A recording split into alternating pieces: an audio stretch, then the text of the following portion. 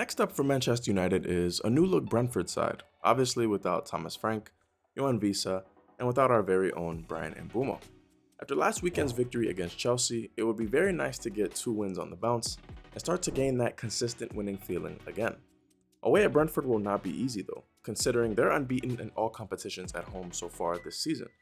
But these are the types of games that will really test the resolve of Ruben Amorim and his players. So which version of Manchester United will we end up seeing this Saturday? Now before we start the video, let's get a little bit of insight on our next opponent. Brentford in their first 5 Premier League matches have scored 6 goals and conceded 10, with all 6 of their goals coming from inside the box. They average just under 40% possession per match, and Brentford typically like to start games with a 5 at the back. So basically, to summarize all of that up, Brentford is the exact type of fixture that Manchester United has really struggled with in the past few seasons, especially after getting a huge result against a top 4 team. Brentford seem to have a good direct approach to the game, as a couple of their goals this season have come from situations where they've only made a couple of passes before getting in behind. Now one player to watch is Mikkel Damsgaard in midfield, as he has an uncanny ability to drive forward past opponents and create opportunities. See, Brentford's diverse chance creation can be a problem for us, especially since there are some Manchester United players who have a knack of losing concentration during key moments in important games. One part of that diverse chance creation comes from Brentford's usage of penetrating long throw-ins, and those long throw-ins upended us last season and recently Chelsea this season. Brentford also have threats such as Kevin Schade and Dango Utara, whose pacing behind can leave us exposed on counterattacks, and Igor Thiago's strength and anticipation can be a huge problem for us as well. That's why it's important for United to start with Euro, De Ligt, and Luke Shaw to give us the best possible chance of defending quick counters. We're expected to have a lot of possession this game, so their composure on the ball and ball playing ability out of the back should set us up for success. And because of Brentford's direct approach, it might be smart to bring on Harry Maguire in a late game situation just to provide more aerial cover. With both Mazraoui and Ahmad unavailable, this time around Dalot and Dorgu need to be at their best on the flanks. And with Casemiro out, we need an active midfield, so Bruno and Ugarte are the midfield pair. And this really should be the first time we see all 3 of our new signings in action from the very start. Let me know what you guys think down in the comments below. Now so far we've talked about Brentford and kind of what we need to look out for when they go on the attack. But what about Manchester United and how they can expose Brentford going the other way?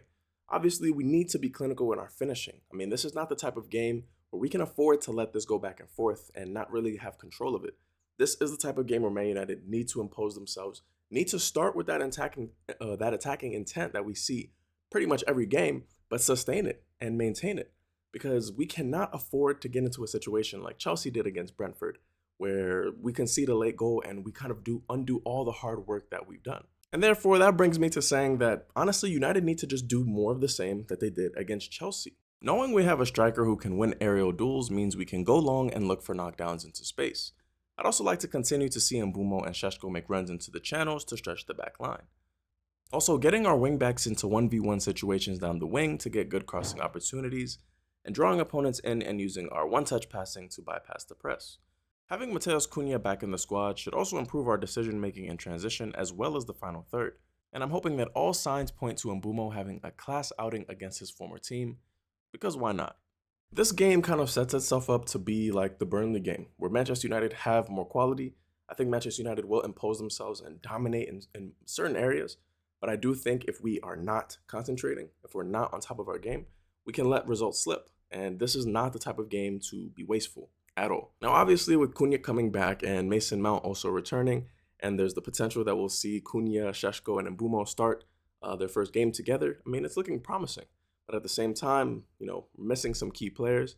Obviously, Diogo Dalot is going to have to fill in, so he needs to be at the top of his game. Honestly, we need his crosses to be accurate. We need him to not lose concentration. He's one of those players that can be a little prone to losing their concentration, not making the best decisions at the right times. So I think this is a situation where Man United just need to be on the front foot. I like the way that the right center back played against Chelsea, albeit it was against 10 men. But when we were 10v10, I still like the way that De Ligt came out and hounded the Chelsea attackers, made them and forced them to go backwards a lot of the time. I think we need to see more of the same of that right center back or the left center back really jumping and being involved. And then going forward, I like the way that De Ligt supported the attack. He was always available to put in a first-time ball. If the quality of that ball can be a little bit better and get on the head of Šeško or get on the head of an advanced runner, we have opportunities to score. And also, I want to say just prayers out to Amad Diallo and his family. Obviously, he won't be able to play in this game. But I think Ruben Amorim said it best. This is an opportunity for Manchester United to build momentum, but also play and play for your teammate and show that the camaraderie can take this team a long way as well. More than just the quality, more than just the system. It's about how these players get along. It's how the chemistry builds. It's how they understand each other on and off the pitch. So prayers out to him and his family, and pray we get a result. I mean, this is the perfect game for Manchester United to use as a platform to continue to get better and better. Next is Sunderland, and then after that is Liverpool. So we still have an opportunity to be in a good position come the Liverpool game where we can have some confidence and try and go somewhat toe-to-toe with the best team in the league. Let me know what you guys think in the comments below. I'm always interested to hear what you think. And let me know who you would change, or if you like the starting 11, what your starting 11 would be. And let me know what you think the result of the game is going to be. As always, guys, thanks for watching the video. Have a great day, and God bless. Peace.